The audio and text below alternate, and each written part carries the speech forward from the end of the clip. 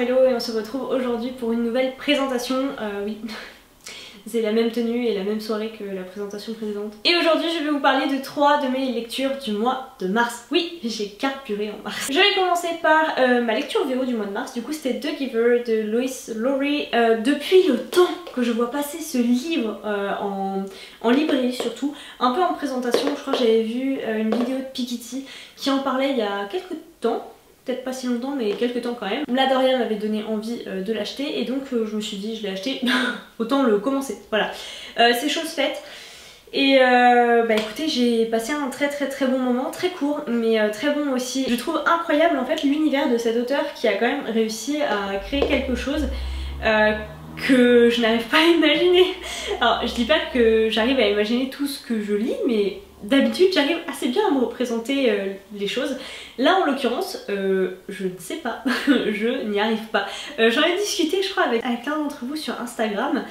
Et pouf, j'étais en mode mais comment les gens font-ils? Qu'est-ce qu'ils voient exactement? On est très clairement sur de la dystopie, et je dirais même de la dystopie pour la jeunesse. Je pense que contrairement à Divergente et Promise et tous les livres qui étaient dans ce genre là et que j'ai beaucoup aimé, attention je dis pas le contraire, et qui sont quand même plutôt tournés young adulte, celui-ci il est clairement adapté pour la jeunesse. Dans ce tome-ci on va suivre un jeune garçon qui vient d'avoir ses 12 ans, il s'appelle Jonas et dans son monde à 12 ans il connaît son affectation définitive, c'est-à-dire le métier qu'il va exercer toute sa vie. Il se trouve qu'il était à peu près ouvert pour faire un peu tout, certains métiers moins que d'autres, certains pour lesquels il n'avait pas trop d'appétence, et en fait il va avoir une affectation à laquelle il ne s'attendait pas et dont personne a priori ne parle et auquel personne n'est prêt. Via cette affectation, on va découvrir tous les dessous les plus noirs et les plus sombres de ce monde. Forcément on va les découvrir assez vite, mais ce qu'il faut savoir c'est que le thème quand même c'est la mémoire en fait, la mémoire collective, le devoir de mémoire, conserver les souvenirs même les plus durs. Voilà, c'est quelque chose de très important et fondamental pour ce livre. Et on va voir comment est structuré cet univers dystopique. J'ai vraiment beaucoup aimé et il y a plein de petites choses qui passent tellement naturellement quand c'est expliqué ici et qui peuvent presque, on peut presque se dire que ce seraient des bonnes idées et puis après on se dit mais en fait c'est terrible, comme dans la plupart des dystopies on parle quand même d'une forme de dictature. Donc voilà, ce n'est qu'un tome 1, je me ferai un plaisir de découvrir la suite au fur et à mesure. Ma lecture, d'Iscari. Tome 1, Achat tueuse de dragons. Je l'ai vu passer tellement de fois ce livre, mais vraiment, je pensais que tout le monde l'avait lu et que j'étais la dernière à ne pas m'être penchée sur la question et honnêtement moi il me faisait pas tant envie que ça et je pense que c'était en grande partie dû à la couverture initiale qui est pas très à mon goût. Ils ont ressorti une petite jaquette pour la cacher et qu'ils ont fait dans le même style que les deux autres couvertures qui sont très belle. Et du coup bah moi quand j'ai vu celle-ci et que j'ai vu qu'il y avait un petit prix découverte, je me suis dit mais c'est le bon moment pour essayer. Après tout on va suivre une héroïne badass qui tue des dragons. Voilà quoi. Donc en fait j'avais quand même pas mal d'attentes sur cette lecture parce que j'ai vu passer des coups de cœur pour ce livre. Et je pense très honnêtement que si je l'avais lu il y a 5 ans, même un peu moins, j'aurais adoré en fait, j'aurais passé un super moment, mais il y a un gros mais. Entre temps, je pense que j'ai beaucoup évolué dans ma façon de, dans ce que j'aime, et c'est pas, voilà, c'est normal, hein, c'est comme ça, c'est la vie. Je vais commencer par vous parler d'univers que j'ai trouvé vraiment super cool, même si en soi il a pas grand chose d'original et que j'ai l'impression d'avoir déjà lu ce genre d'histoire. Je pense que c'est surtout ça qui va revenir pour ça, c'est j'ai déjà lu cette histoire en fait. Donc en fait on va suivre Asha, Asha qui est l'Iscari. L'Iscari, en fait je vais même pas vous expliquer ce que c'est que l'Iscari puisque j'en serais pas capable. Donc on va faire simple, Asha c'est la fille du roi des Draxor. Draxor qui règne sur la ville de Fingrad et sur tout un territoire dont je ne connais pas tout à fait l'étendue, même si je crois qu'il y a une carte, hein. Pas me tromper. Oui, on a une carte, donc voilà. Et qui ont notamment sous leur joug des esclaves qui sont de la population des Skrulls. Et Asha, elle a commis une terrible erreur quand elle était petite fille, c'est que elle est allée raconter des histoires anciennes à des dragons.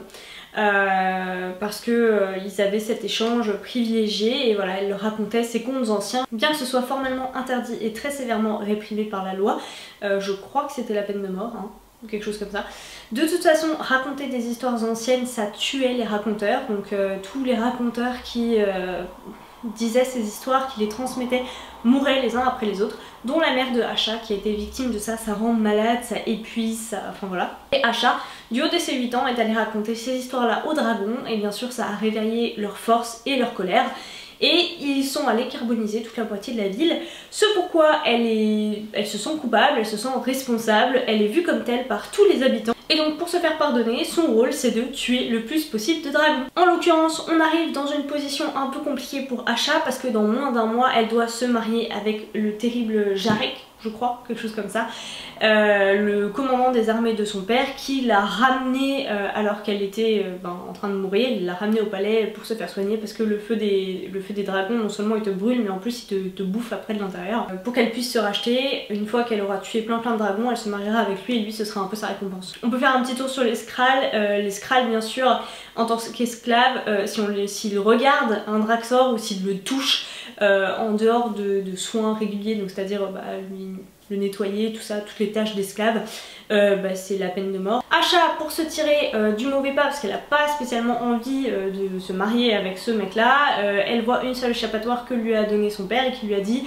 si tu vas me tuer le plus gros dragon des temps anciens, que tu le tues et que du coup ça élimine du monde entier tout le rapport avec le temps ancien et les histoires anciennes, alors dans ce cas, peut-être que tu échapperas à son mariage. Et donc c'est devenu sa quête, sachant que dans tout ça se glisse bien sûr un petit vent de rébellion chez les esclaves, un petit vent de trahison entre le roi et ses armées, bref, un petit côté politique un peu sympa. Mais c'est une histoire que j'ai déjà lue et très rapidement, j'ai eu l'impression de lire The Curse. Il n'y a pas de dragon dans The Curse, mais très clairement le petit côté rébellion d'esclaves, ça sentait un peu le déjà lu et je pense que ce qui m'a le plus marqué et ce que j'ai le moins apprécié parce que j'ai trouvé que c'était pas assez fin, pas assez subtil et que ça se voyait mais gros comme une maison, c'est la romance. La romance qui arrive bien sûr avec un Skrull.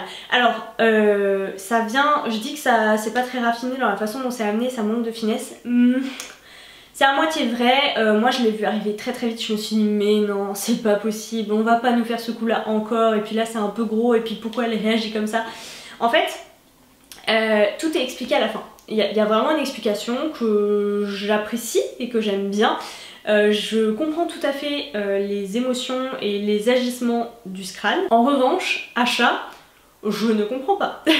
Je n'ai pas compris pourquoi elle agissait de telle ou telle manière. J'ai trouvé que toutes ses décisions étaient complètement à côté de la plaque. Vraiment, j'ai pas capté en fait. Elle est même contactée par les anciens, enfin par l'ancien même, hein, bien un émissaire dans ses rêves. Et en fait, elle a suivi les consignes. Alors que ça aurait été facile en fait de trouver un moyen de pas le faire. Alors on essaie de nous dire que non, en fait c'est super dur, qu'il va lui arriver des trucs horribles si elle obéit pas, mais en fait non. Et puis la façon dont elle obéit, t'as même pas l'impression que c'est à contre-cœur en fait, donc non. Il y a pas mal de répétitions aussi qui m'ont un peu saoulée. À la fin on a compris en fait le lien entre le gros dragon dont je vous ai parlé et la fin des temps anciens. C'est pas la peine de répéter toutes les 10 pages que si elle le tue, elle libère tout le royaume. Non, c'est bon, on a compris. Après, franchement, même si tout était assez facilement, même si j'ai deviné les choses assez vite, j'ai bien aimé hein, les rebondissements. Bon, Asha, je l'ai trouvé bête, mais les autres personnages, je les ai trouvés cool. J'ai bien aimé l'aspect justement rébellion de Skrull. En plus, il y a un troisième peuple qui intervient là-dedans. Je sais plus comment il s'appelle. Ils viennent des terres de Bruce je crois et puis on leur donne un surnom un peu, enfin leur nom à eux est un peu ridicule en français. Il y a un lien assez particulier qui se développe avec les dragons et cette partie là je l'ai vraiment bien aimée. J'ai aimé les explications, j'ai aimé le fond du problème qui était vraiment cool. Juste pour les dragons j'ai trouvé qu'ils n'étaient pas assez décrits et c'est bien dommage parce que c'est quand même dans le titre et c'était surtout pour ça que je lisais ce roman. Maintenant malgré les quelques points positifs, j'ai toujours pas décidé en fait si oui ou non je lirai la suite. Honnêtement, Si je le trouve d'occasion vraiment pas cher, peut-être. Et encore une fois, je trouve que Asha, elle a tellement des réflexions, et même d'autres personnages parfois ils ont tellement des réflexions, mais à l'ouest les gars, vous êtes à l'ouest. En fait c'est particulièrement à la fin où il y a quand même des choses il y a quand même des choses qui sont assez incroyables dans leur façon de penser, et j'aimerais tellement vous en dire plus. Du coup je vais faire un spoiler, ok, donc à partir de maintenant, si vous n'avez pas lu ce livre, n'écoutez pas. Ok, je vous indiquerai à partir de quand vous pouvez revenir, mais arrêtez-vous là. On est d'accord que l'on fomente un régicide là-dedans, d'accord, et que dans la loi actuelle, sous le régime actuel, un régicide est puni de la peine capitale. Ok, très bien. Mais alors dans ce cas, que l'on m'explique pourquoi, une fois que le roi en question est mort, et que l'on veut changer son régime, et qu'on réussit son coup d'état, pourquoi est-ce qu'on devrait maintenir cette même loi stupide? Alors expliquez-moi pourquoi Asha, au moment où elle réfléchit, et Dax aussi d'ailleurs, au moment où ils réfléchissent à cette action, pourquoi est-ce que dans leur tête ça va forcément avec la mort? Ça pourrait aller avec un exil, ça pourrait aller avec plein d'autres choses, mais non, forcément, la personne qui va tuer le roi va mourir, et du coup il faut choisir la bonne personne pour que quelqu'un qui soit d'accord pour se sacrifier, et qu'elle soit pas trop importante, parce que sinon après, pour la suite, ça va poser problème. Non, je suis désolée, ça je trouve ça complètement stupide. C'est pas comme si c'était une loi magique où quand tu tues le roi, tu te fais foudroyer. Non, non, c'est vraiment la justice. Mais changez-la la justice, c'est pour ça que vous faites un coup d'état. Rien que ça m'a un peu dégoûté sur la fin, j'étais en mode mais non mais ils sont bêtes ou quoi. Spoiler terminé. Mis à part ça, encore une fois, les autres personnages, je les ai trouvés sympas. Tout ce qui tourne autour des temps anciens, j'ai trouvé sympa. L'alternance des chapitres avec des histoires des temps anciens plus ou moins remodelées, j'ai trouvé ça sympa. Le lien avec les dragons, j'ai trouvé ça sympa. L'aspect avec les terres de broussailles ou terres de je sais pas quoi, la terre de l'eau, voilà. L'autre peuple. J'ai trouvé ça très cool aussi, je pense que ce sera d'ailleurs davantage développé dans le tome 2. Est-ce que je le lirai, est-ce que je le lirai pas? Grosse surprise. Bon, j'avais beaucoup de choses à vous dire sur ce livre. Et j'ai aussi beaucoup de choses à vous dire sur celui-là. Enfin beaucoup de choses. En même temps pas tant que ça. La vie en chantier de Pete Fromm, ça fait un moment, ça fait longtemps que je voulais le sortir de ma palle, enfin pour le Cold Winter, donc en soi ça fait pas si longtemps que ça, mais il me faisait très envie et je ne suis pas déçue. J'ai beaucoup aimé, voilà. J'ai beaucoup aimé. C'est encore une recommandation de Margot Liseuse, hein, pour ceux qui se demandent. J'avais un peu peur parce que Mélo a pas aimé Mon désir le plus ardent du même auteur, que j'ai acheté d'ailleurs à l'occasion, et je me dirais comme ça je verrai hein, si c'est vraiment différent. Pour ce qui est de la thématique abordée, c'est écrit dans le résumé, donc je ne spoil rien. On va parler d'une femme qui meurt en couche et dont le mari du coup doit par la suite assumer le nouveau-né, la vie dans le deuil, élever un enfant dans le deuil. Voilà, donc c'est vraiment un sujet pas drôle du tout, c'est un sujet très dur. Et pourtant, ce livre évite l'écueil du tire-larme. J'ai rien contre les tire-larmes, attention, il y a des moments où j'aime en plus ça, voilà, lire un bon tire-larme, pleurer un bon coup et en plus on sait pourquoi. Mais celui-là, il est délicat. J'ai pleuré, j'ai été émue, ça m'a soufflé, mais je l'ai trouvé tellement délicat dans la façon dont ça abordait, dont Pete Fromm aborde ce sujet et aborde les sentiments du père et la façon dont les choses sont pas forcément dites et exposées et criées sur tous les toits, mais juste qu'on le voit petit à petit changer d'attitude. Et même nous, en le suivant lui, on se rend pas forcément compte qu'il a changé d'attitude, mais c'est via ses amis, via les remarques de ses amis qu'on s'en rend compte, et ça c'est beau. Sur le même thème, j'ai lu La mélancolie du kangourou de Laure Manel. Très clairement, c'est... je vais pas dire que c'est la même histoire, mais en tout cas ça commence pareil, et puis pour la fin je vous laisserai voir. Mais Laure Manel, ça tient du tire-larme. Voilà, j'ai pleuré mais comme une madeleine, je l'ai lu pendant le premier confinement, ça aidait pas. Voilà, c'est pas une critique, hein, j'ai beaucoup pleuré et j'ai aimé pleurer sur le moment, mais c'est juste qu'avec du recul je me dis mais il y avait, après avoir lu celui-là je me dis mais il n'y avait pas besoin en fait d'en faire des caisses comme ça. Alors on le vit pas forcément du même point de vue non plus, là on est vraiment centré sur Taz, hein, sur le père, ce qui est pas tout à fait le cas dans Laure Manel, je crois qu'on change un peu de point de vue je crois. Et je suis toujours soufflée par ce roman et je l'ai trouvé tellement beau, et je trouve que par rapport à Laure Manel il y a une subtilité, une délicatesse qui est pas là chez Laure Manel et qui est là chez Pete Fromm, et je comprends même la fin.